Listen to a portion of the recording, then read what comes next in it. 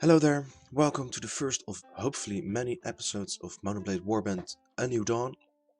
Really hooked on this game, mainly filling up the time until Bannerlords comes out. Um, During the period I will mostly play Mountain Warband, maybe a few other games, but we'll see about that. Without further ado, let's get into the game.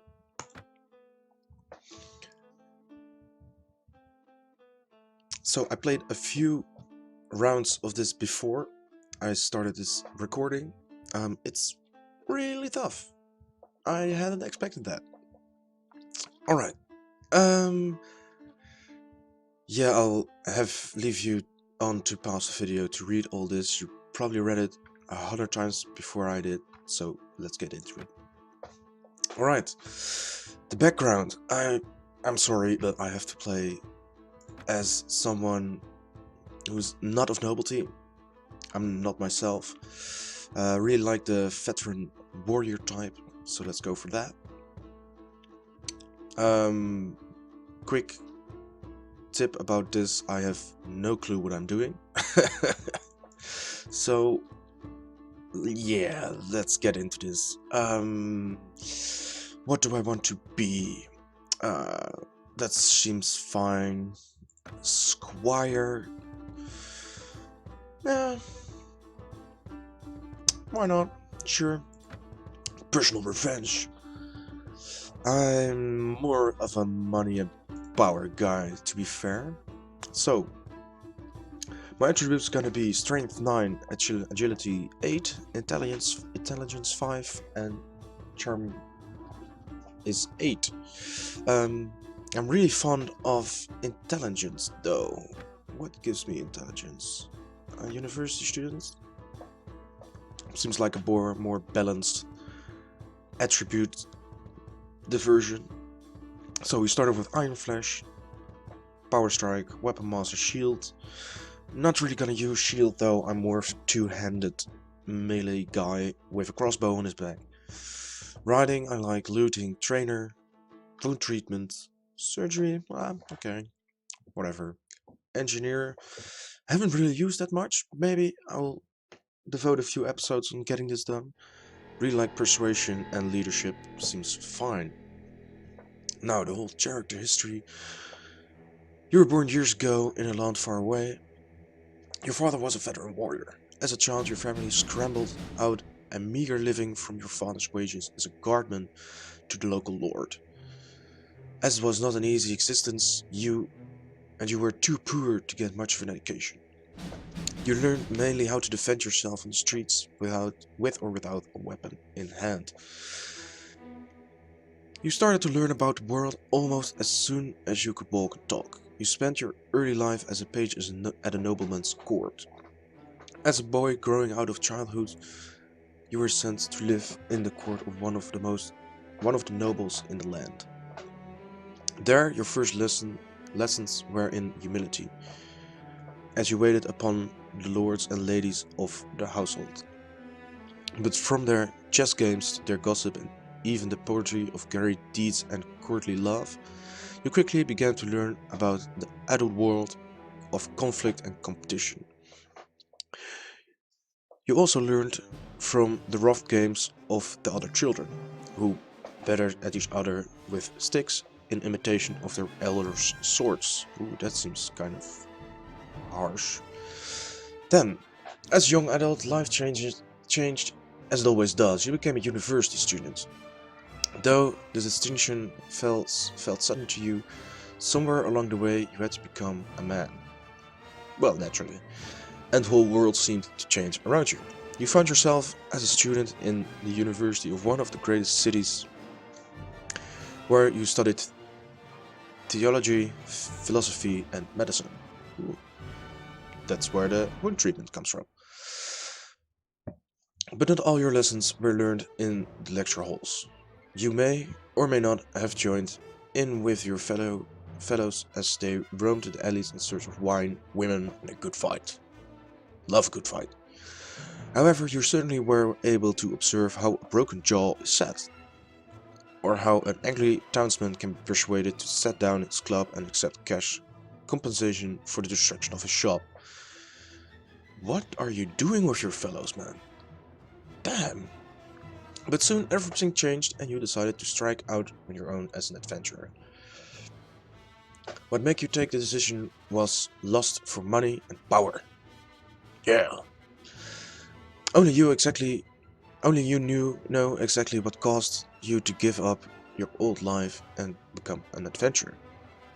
To everyone else, it's clear that you're now motivated solely by personal gain. Yep, that's true. You want to be rich, powerful, respected and feared. You want to be the one whom others hurry to obey. You want people to know your name and tremble whenever it's spoken. You want everything and you won't let anyone stop you from having it. As a common man, you may face difficulties establishing yourself as an equal among Kildarian's great lords. Well, that's quite a backstory. So, starting regions. There are 6 starting regions. I really like the Nords because of their melee infantry. Gather companions, sure.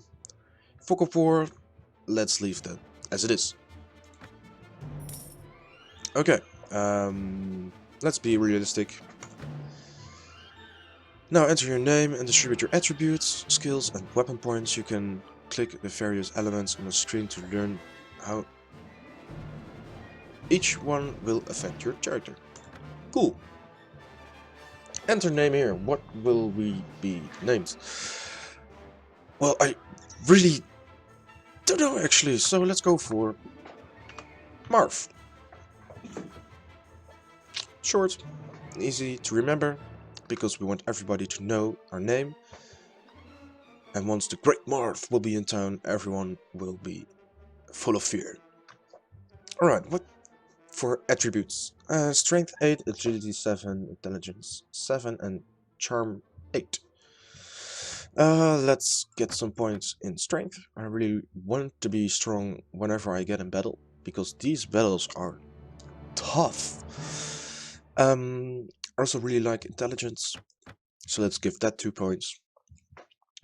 Because every time you put a point in intelligence, you get an extra skill point, so that's really useful. Alright, for now. I really like prisoners, so let's give that 2 points to get some extra money going from taking prisoners whenever I fight. I really like Power Strike.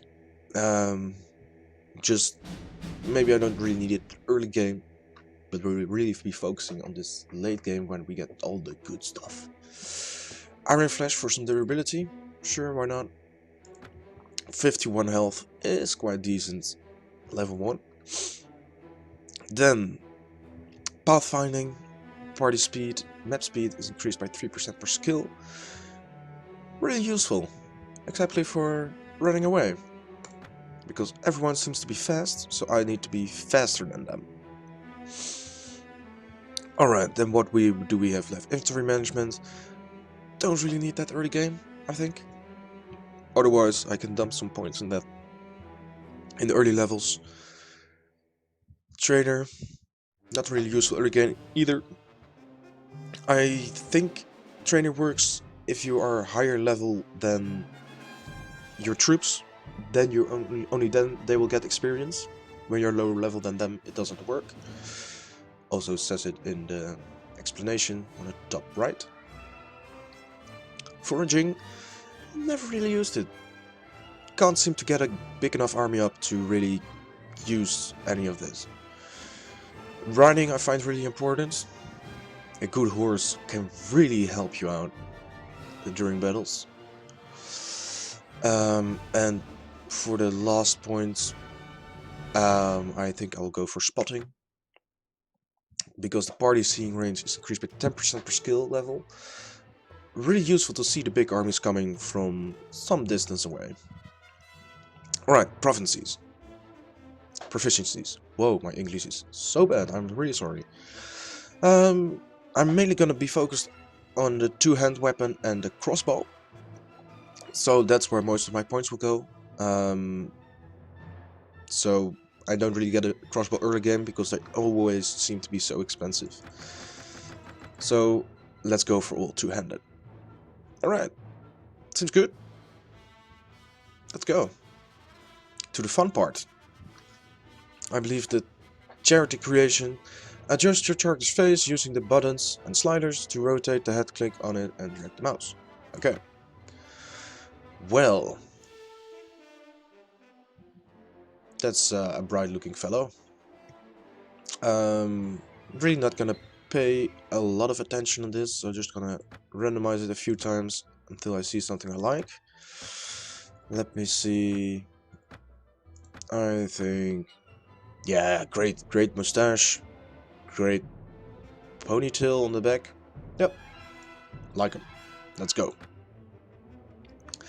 So you took passage with a trading ship carrying great falcons from the furthest reaches of the north to be bartered for linen and wool. It sailed early in the season, but the master reckoned that the risk of drifting ice and later winter storms could be justified by arriving ahead of the sea raiders, who by April would be sailing forth from their island lairs to ravage Kaldarian coasts. Don't really like sea raiders. It was some relief when your ship came in sight of the delta of the Feel and Bullock rivers. These names, man, not gonna bother too much with them. And a short while later, rode past tidal flats and coastal marshes to the city of Sargoth, home of the Sea Raiders' distant kingmen, the Nordic Lords, who a few generations ago had carved themselves a kingdom in this rich but troubled land. Ooh, sounds interesting. You're exhausted by the time, and you find the inn in Sargoth and fell asleep quickly. However, you wake before dawn and are eager to explore your surroundings. You venture out into the streets, which are still deserted. All of a sudden, you hear a sound that stands the hairs of your neck on end. The rasp of a blade sliding from its scabbard. Alright, someone's after my life. The Great Marv. I start off with a bow, so let's use this a couple of times. That didn't go quite in. That neither. Please. Oh, headshot. Take that, you scum. And that. Yeah, your weapon is too slow. That's the main problem with two-handed weapons, that they're really slow. That's the only thing that I don't like. But as you see, they can knock people down as well.